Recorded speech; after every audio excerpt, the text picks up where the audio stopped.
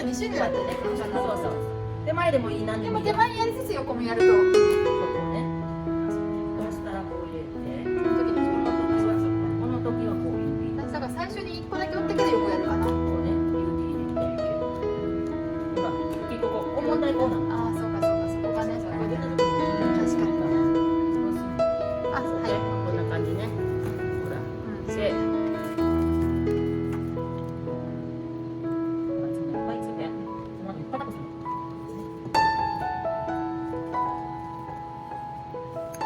先前でしょ、これどこでも。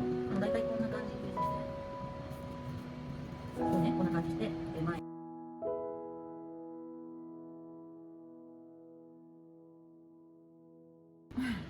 そうか、これ春雨が、あれだね。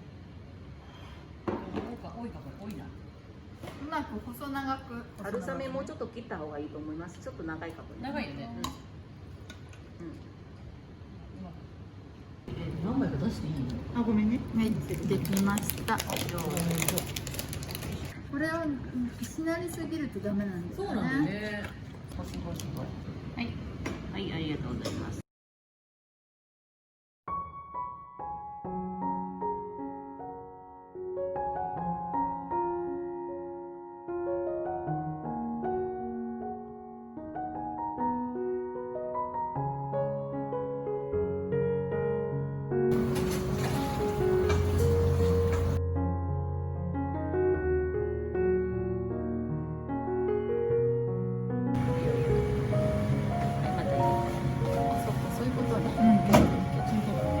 そうしないと後で半分硬くなるの。あ、そうか。そしたら跳ねるの。コロコロ。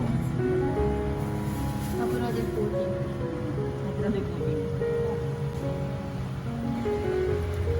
グ。同じ方向に回すってことね。